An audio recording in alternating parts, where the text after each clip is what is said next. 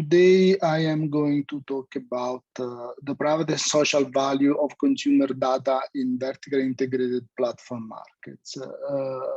The paper that I am going to present is joint with Jakub Kastol, Jorge Padilla, and Elder Vasconcelos. And as you can infer from the title, I am going to concentrate on the informational issue of vertically integrated platforms. Okay, so let me give you a brief introduction of what the paper is about. So data collection practices by leading tech giants are under investigation in most developed countries. The emphasis is on vertically integrated business models like Amazon and Apple, as we have discussed in the previous talks. And the reason why these business models are under investigation or are, attracting attention by regulators is that these platforms, these giants, have a privileged position to gather, disclose, or obfuscate information for strategic and potentially anti-competitive reasons. So the regulatory conjecture is that the information monopoly of these platforms undermines level playing field competition. And the current approach, or one of the current approaches, is to promote competition by means of mandatory disclosure rules of such information. And this is essentially intended to make sure that these tech giants do not take advantage of their power and position. The research questions that we are going to address in this paper are the following. Do these rules, these mandatory disclosure rules, align social and private incentives?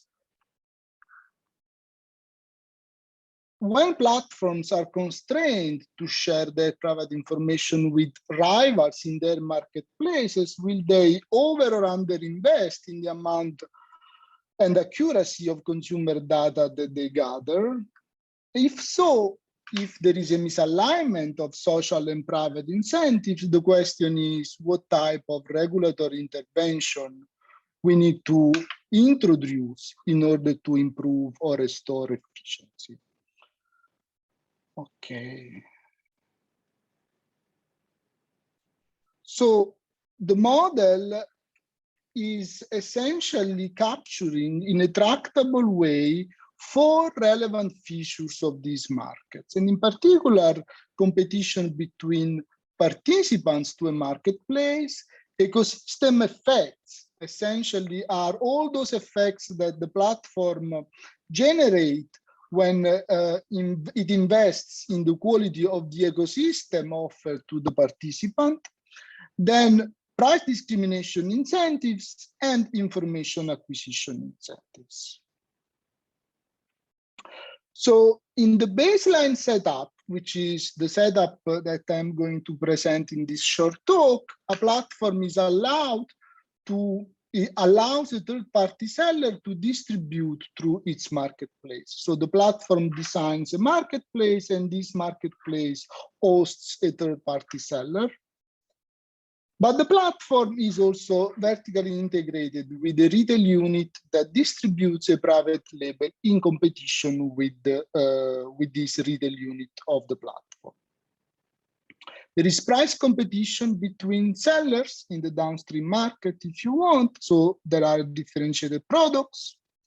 And the platform, in addition to this, can acquire information on consumer preferences. Essentially, it chooses the precision of the signal on the consumer's willingness to pay, and decides the quality of the ecosystem. And this quality of the ecosystem is going to benefit all the market participants. So it is going to benefit not only the retail unit of the platform, but also the third-party seller. So if you want a simple way to formalize the concept of ecosystem quality is to model it as a demand shifter, so a variable that shifts up demand for everybody in the market. what we are going to do, we are going to impose the following regulatory constraint in addition to these ingredients, that all the information that the platform acquires about consumers must be disclosed to the third-party seller. So all the information that this platform manages to gather about consumers by law must be shared with its rival. And what do we do? Well, what we're going to do in this model is essentially three simple exercises. We characterize the equilibrium of the game. Essentially, we characterize prices, contracts, and information accuracy. We then characterize the social optimum. And in particular, we are going to characterize the information accuracy that maximizes total welfare. This is in the spirit of MaCCI Winston. And finally, we compare the decentralized equilibrium with the social optimum. Why? Because we want to determine whether private and social incentives over the information accuracy are aligned. Okay? And the findings of this model are pretty intuitive, but we think that are going to show why introducing mandatory disclosure rules is not enough to essentially align incentives. And what we are going essentially to show is that the platform can over or underinvest in information accuracy depending on the relative magnitude of two simple parameters that can be potentially tested: the degree of intra-platform competition, essentially product substitutability, and the impact of ecosystem quality on consumer preferences, essentially how much consumers value the quality of the ecosystem in which they operate. So there is overinvestment in information accuracy when intra-platform competition is weak and demand is not too responsive to quality improvements. So when intra-platform competition is weak, essentially the two products sold in the platform are sufficiently differentiated and demand is not too responsive to quality, we find that the platform is going to overinvest in accuracy compared to what the social optimum would mandate. And by contrast, there is underinvestment in accuracy by the platform when intra-platform competition is strong enough and demand is sufficiently responsive to quality improvements. And the effects driving these two results are pretty intuitive. One effect is price discrimination. The platform is going to acquire information, other things being equal, in order to price discriminate buyers, consumers, and this is a social damage. This is a damage to consumers. But on the other hand, acquiring information about consumers allow the platform also to design an ecosystem, a marketplace that matches better with the consumer tastes. So the mechanism is pretty simple. If products are sufficiently differentiated, then consumers have relatively weak preferences for quality. So if consumers don't care about quality, then price discrimination is the dominating force. And therefore, from a social welfare point of view, it is efficient to reduce accuracy compared to what the platform would like to do in order to mitigate the adverse impact of price discrimination on consumers. On the other hand, if products are close substitutes and consumers value quality, then targeting is the dominating force. Why?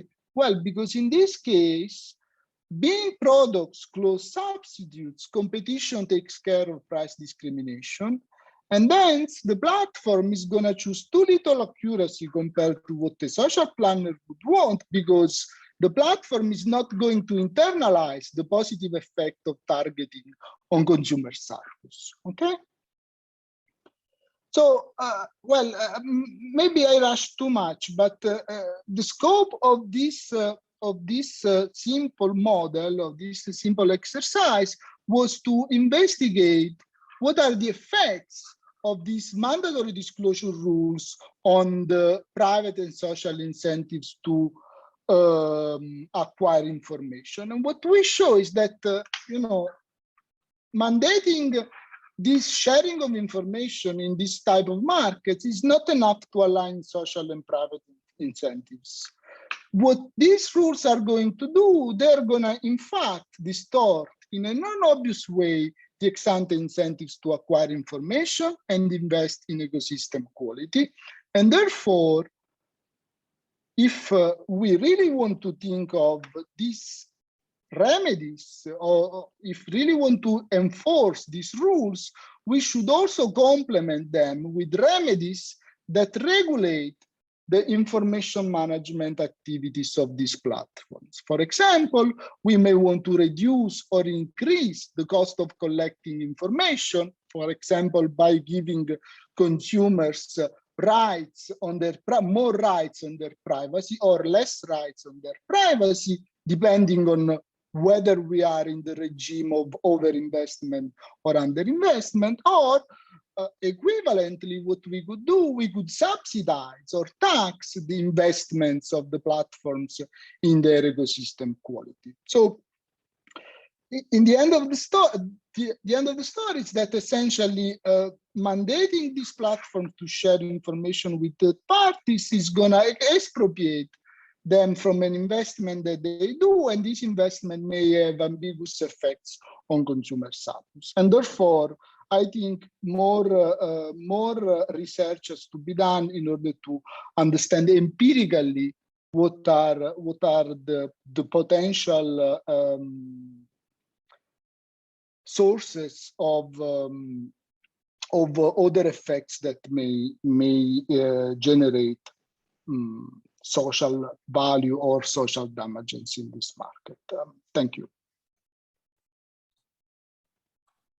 Thank you much. Thank you very much, Salvatore, for elaborating on your view on well, the information acquisition as a strategic decision or a governance decision, if you want, of a platform, and how that should be taken into account.